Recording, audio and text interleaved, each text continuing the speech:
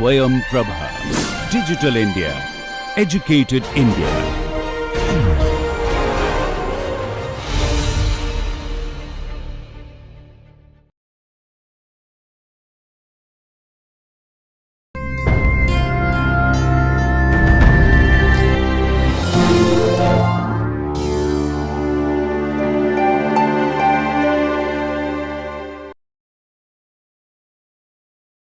Let's continue, right? So, we are looking at the Bode plot or the Bode diagram, right? And if you recall, we saw that the Bode plot has two plots, a magnitude plot and a phase plot.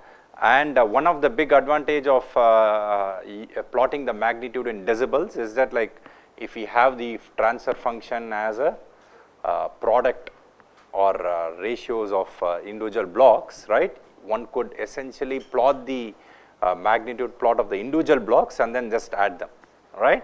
So, that was the advantage of having the magnitude plot in decibels, and same story with the phase plot, right. So, you have a phase plot, like we just plot the individual factors and then like add them, right. So, that is the advantage with the magnitude plot and the phase plot, okay. And the reason why we want to choose the frequency in a logarithmic scale is to essentially cover a wider range. And if you recall, the basic factors that we looked at were 3, a constant, the derivative term s, and the integral term 1 by s, right. So, these are the 3 factors which we have looked at till now, right. So, today let us proceed and look at the next factor, okay. So, see what numbering did I use there. No. So, just to ensure that I am consistent, okay, I used 3, okay. So, let us say as the 4th factor, let us say we choose a g of s to be 1 by Ts plus 1, okay. So, a first order term, right. So, of course, we have 1 by Ts plus 1, and let us basically consider, of course, t to be greater than 0. We will see what happens when t becomes negative, okay, later on, right. So, to begin with, we will consider that t is a positive real number, okay. So, let us say we have 1 by Ts plus 1 as our factor.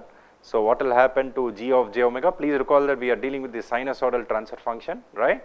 So, you substitute s equals j omega. So, this is going to become 1 divided by 1 plus j times t omega. So, this can be rewritten as 1 minus j t omega divided by 1 plus t squared omega squared, right, when I multiply by the conjugate factor, okay. So, this is what is going to happen. So, consequently, what will happen to the magnitude of g of j omega? So, from this factor we know that it is going to be the ratio of the individual magnitudes. So, I can rewrite this as 1 divided by square root of 1 plus t squared omega squared, right. So, that is pretty straightforward, and the phase of g of j omega is going to be minus tan inverse of t omega, right. So, that is going to be the magnitude and phase of this particular factor, okay. So, one can observe that, like as we go to more slightly complex terms, like the expressions become a little bit more involved, right. So, but then we are going to do some simplifications, right. So, let us look at the magnitude first, and then we will go to the phase, okay. So, this is what we have as the magnitude and phase of this first order term, right. So, now let us look at the magnitude term, okay. So, we are going to look at this magnitude term, okay. So, at low frequencies,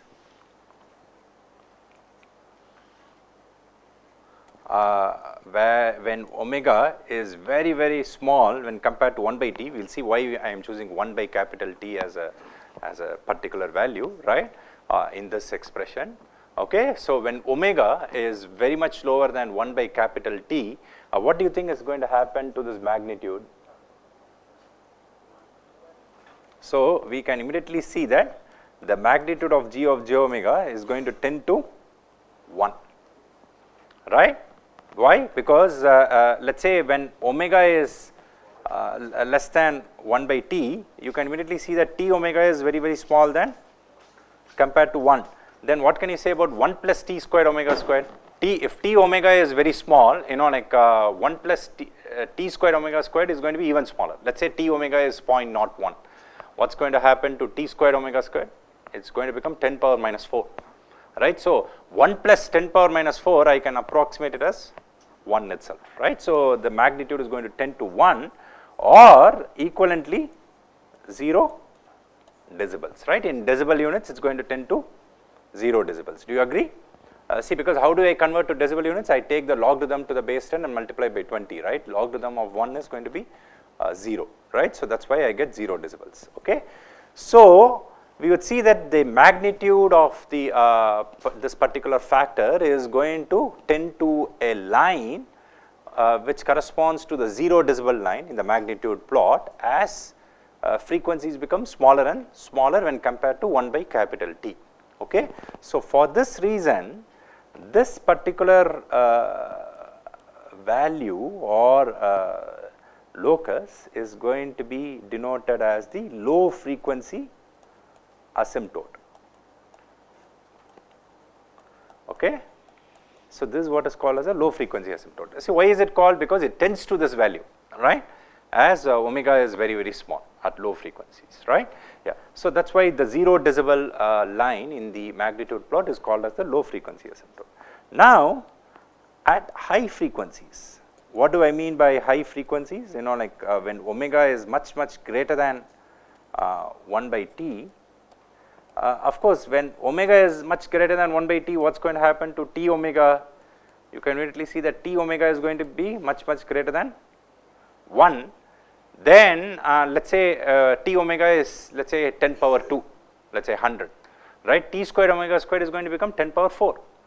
So what can you say about 1 plus t squared omega squared? I can say that it's going to be 1 plus 10 power 4, that's almost 10 power 4, right?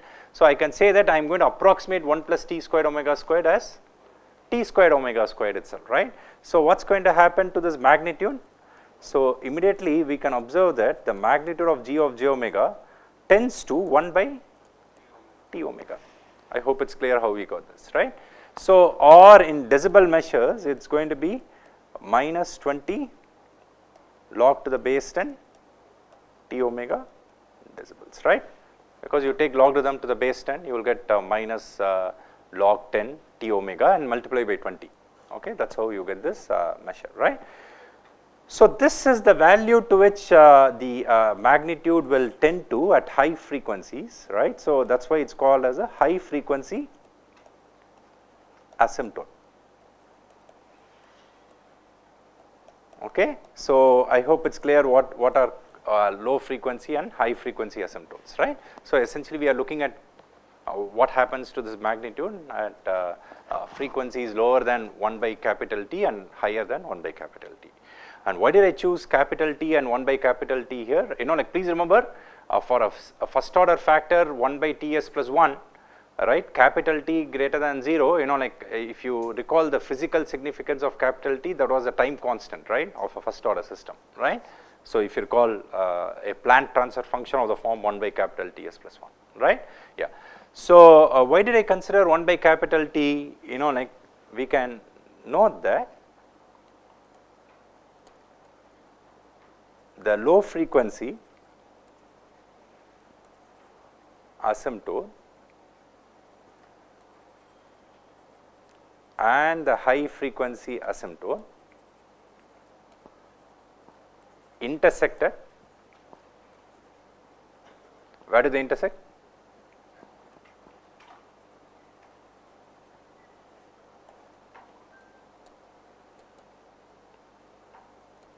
See, please note that, you know, like the high frequency asymptote is going to be a straight line, right, in the Bode plot. Why? Why is it going to be a straight line? Because it is log of omega, log of t omega, of course t is a scalar, right? So we are going to plot omega in a logarithmic scale, right? So when you plot omega in a logarithmic scale and you plot a logarithmic function, that's obviously going to be a straight line, right? So you see that 0 decibel line is a horizontal straight line. The high frequency asymptote has a slope, we will come to the slope shortly, and then essentially that's also a line, straight line, and obviously both of them are going to intersect somewhere, right. So where do they think they are going to intersect? Wherever the high frequency asymptote value will become 0 decibel, right. Where does the high frequency asymptote value become 0 decibel? When t omega is 1 or omega equals 1 by capital T, right. So you can immediately see that when omega equals 1 by capital T, the low frequency asymptote which is 0 decibel and the high frequency asymptote will give the same value, right. So essentially in principle they are intersecting each other, right. So this is what is called as a corner frequency, okay, or some people will call it as the break frequency. See, one thing which you should be careful about when you do practical problems is that like all this frequency omega should be in radians per second, okay. So that is a very, very common thing where people can make a mistake, because typically we talk about frequency in hertz, right, but when you talk about omega it's going to be 2 pi f, right. So you need to convert that frequency given in hertz into radians per second, please remember that, okay, when you do practical problems, okay. So this is essentially what is called as a corner frequency or a break frequency, okay, is it clear? Okay. Now let's plot them, right. So essentially, but before we plot, let's ask ourselves the question, right. So the question that we are going to ask ourselves is that what is the slope of the high frequency asymptote, okay.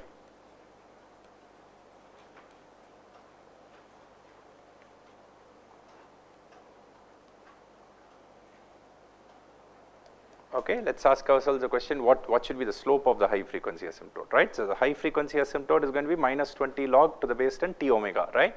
So what is the slope? So of course a common way to find the slope is that, like, let's say as we discussed, it's going to be expressed in decibels per decade or decibels per octave. Typically we express in decibels per decade. So what you do, you choose a particular omega and go to 10 times omega and then find out what is the difference, right. So that's whatever is the difference is the value of the slope in decibels per decade, right. So let's look at that. So if I go from omega to 10 times omega, let's say from t omega to t times 10 omega. So what am I going to get? What will happen to this? Here I can rewrite this as minus 20 log to the base 10 minus 20 log to the base 10 t omega, and what is the first term?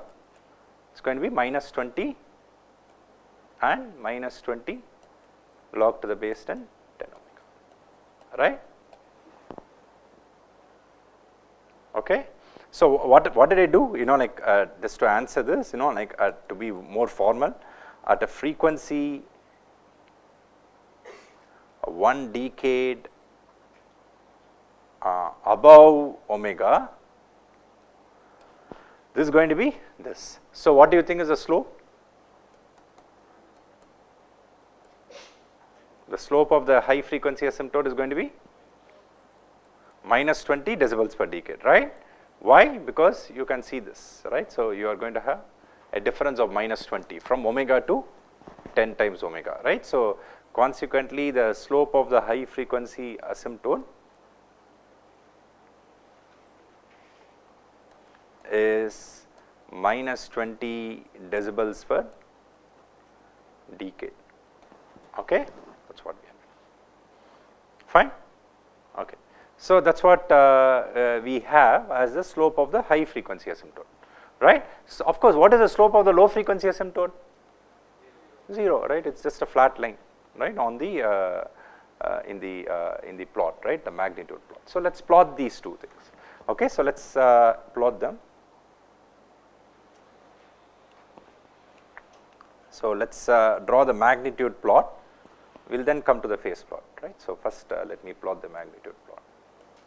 So let's say this is omega, this is magnitude of g of j omega in decibels, right.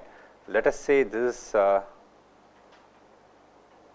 let's say this I call as 0, okay. Let's say this I call as minus 20, right. So 20 minus 40 and so on. Okay.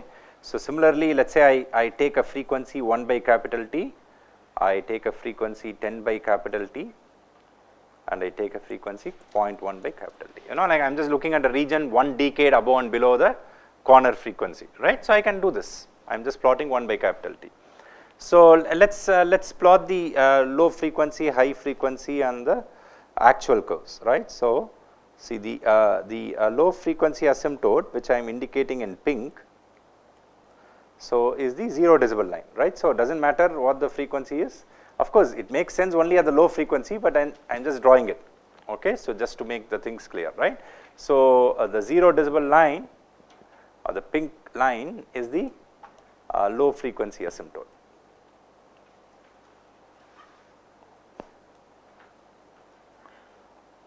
Of course, it makes sense only at low frequencies, right. Just for the sake of clarity, I have just extended it, right.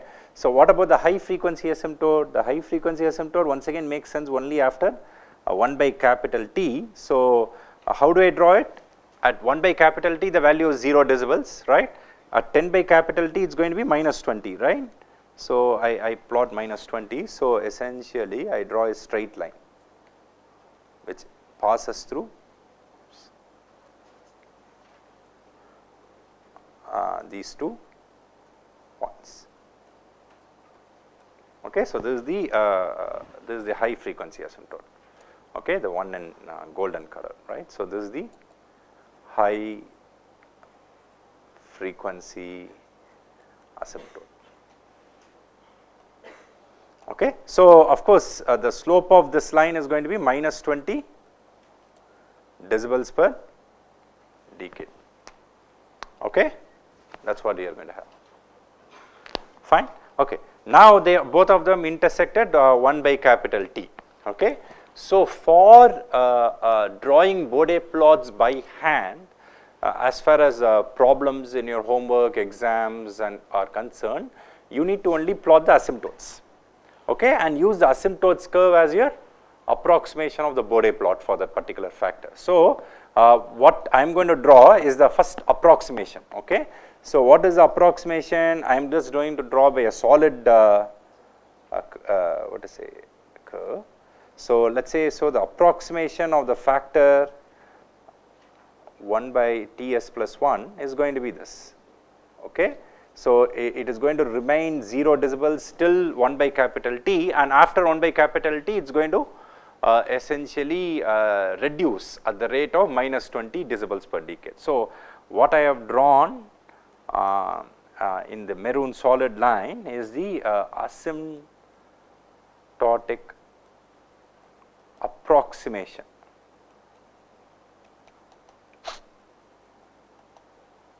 of G of 1 by Ts plus 1, the magnitude of 1 by Ts plus 1, okay, to be very 1 by Tj omega plus 1, okay, that is what I have done, okay, but that is enough for drawing by hand as far as the exams and homeworks are concerned, okay. But what about the real curve, right? So, how does it look, right? Because see, this is like basically a non-smooth curve, right? Because why? Although it is continuous, at omega equals 1 by T, you suddenly have the slope changing, right? But the real function is a smooth function, right? So, it is basically what is the actual magnitude? You can see that is going to be 1 by 1 plus T squared omega squared, right? So, let's figure that one out, right? So, how do I do that? So, for in that exercise, like please calculate and tell me what values you see. So, let us say at omega, I am going to construct a table. So, the actual magnitude in decibels and the asymptote value, okay, in decibels also, okay. So, what I want you to do is that like please calculate at 1 by T, right, and 2 by T, okay, 0.5 by T, okay. So, please calculate that these 3 values and let me know, okay. So, can you do that please?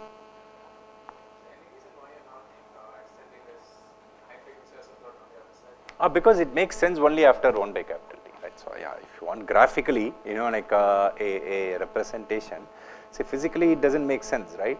See these asymptotes Yeah, let me do it. That's just a, but then you should not treat it as an asymptote, it's just a line, right? So please note that the high frequency asymptote makes sense only when omega tends to infinity, all right? Similarly, the pink low frequency asymptote makes sense only when omega tends to 0. Here you just look at some two lines which are intersecting, okay? So that I want to provide you with a graphical visualization, right? So yeah, okay. Let's look at, can you tell me what are the values you get? Yeah. The asymptotic approximation only makes sense at either extreme, so there will be a huge deviation. That's what we are. Please calculate. Good point. That's exactly the purpose behind this exercise. Okay. Yeah. Let's see how huge this deviation is. Right. Okay. So what do you think will happen to the value of magnitude of g of j omega, the actual one, right? So in decibels. See, what is the magnitude of g of j omega? I think I should scroll up a little bit, or I should scroll down a little bit, right? So yeah, I think so that is visible. Let me erase this. Please note that the actual magnitude of g of j omega in decibels is going to be minus 20 log to the base 10 square root of 1 plus t square omega square, right? This is as it is, right? No approximation. So now substitute omega equals 1 by capital T there. What do you get? You get log of square root of 2, right? What is that? So that you can say as minus 10 log of 2. What is log of 2? 0.3010, right, to the base 10. So I can say that this is going to be minus 3.01 decibel. And what is the asymptote value? 0, right? So consequently, what is the change? The error, the magnitude of the error is going to be, sorry, minus 3.101 decibel. Okay, difference. Sorry, let me write it clearly. So the difference is going to be minus 3 decibels, right? Do you agree? So obviously between the asymptotic approach and the actual curve, you are going to have minus 3 decibels. So the idea is that, like, if you want to be very particular, you can apply this correction. See, please remember, see, why am I doing all these things? Suppose, let's imagine that we don't have a computer, right? We don't have access to a computer. You need to draw by hand and do control design and take some calls, right? So you can follow this approach, right? But you should also have an intuitive idea, right? See, someone, let's say tomorrow I give you a Bode diagram, and then I ask you to figure out the transfer function, right? So if you know these concepts, you would be able to hypothesize what should be the potential transfer function, right? So that's also another objective why we are doing these exercises, right? So now calculate at 2 by t. What's 2 by t when compared to 1 by t? 1 octave, right? Beyond the corner frequency, right? So can you calculate what is going to be magnitude of g of j omega in decibel? So you substitute and then, like, you get square root of 5, right? So what is minus 10 log of 5? Can someone calculate and tell me? Do you have a calculator? No.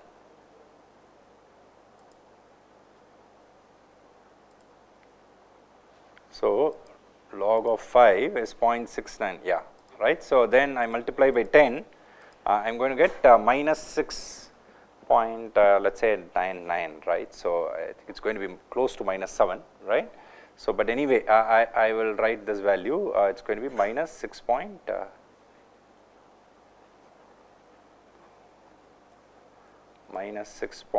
let's say 99, let me round it off, right?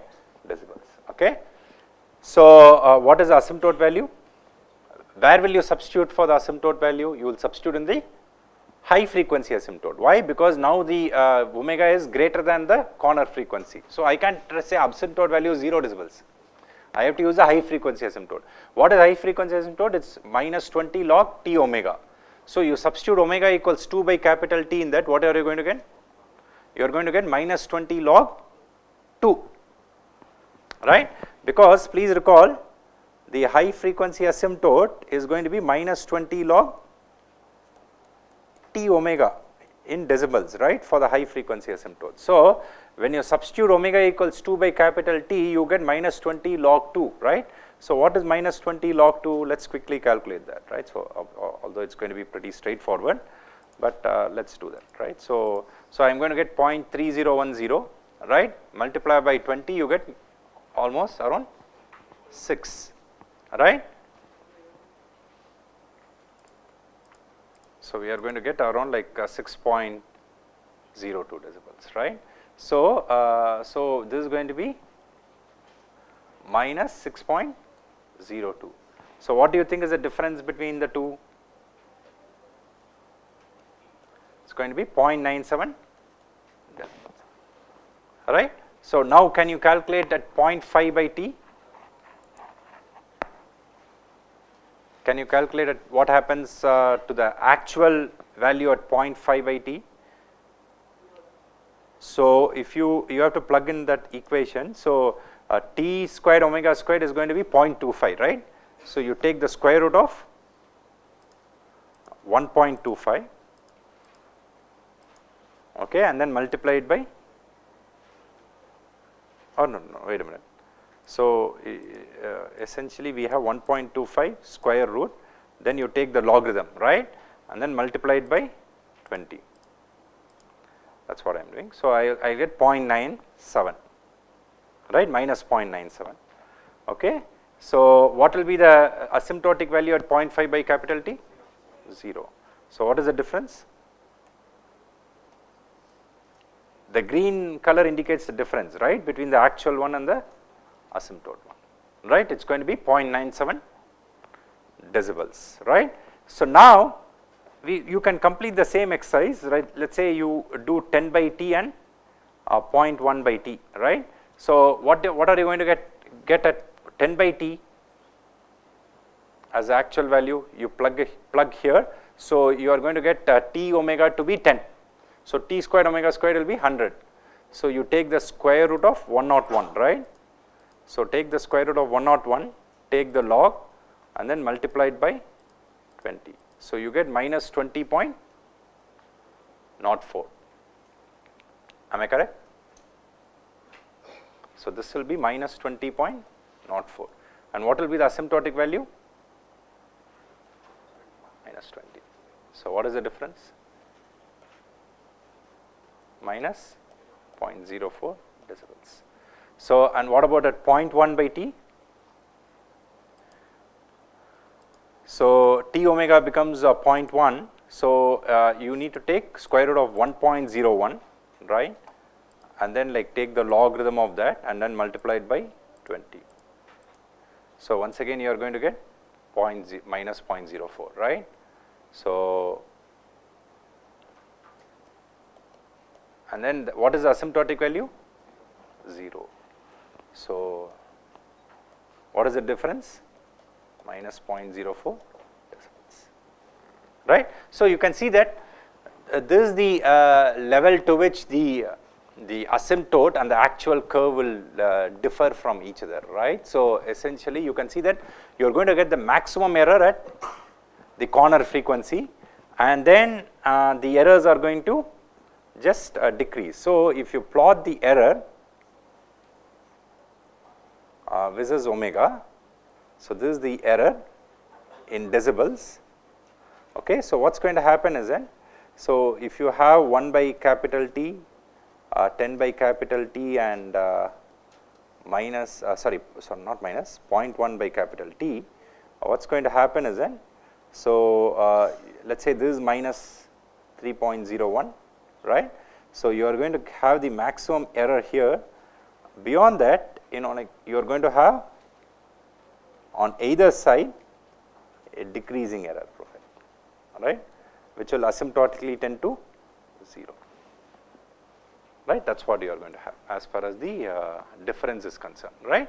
So yes, drawing the asymptotes is only an approximation, but a reasonable approximation, right? So you are going to get a maximum error of 3 decibels, right, in magnitude, but that's okay, you know, like one can. If we are very particular, let's say imagine a case where people did not have any computers, right, let's say a century ago, correct, and you wanted to create the Bode diagram, right. Let's say you take a piece of paper and you can apply these corrections and then draw a smooth curve, right. So that's still okay, you know, like that's the best we could do, right. So that essentially takes care of the magnitude plot, right. Is it clear? Any questions?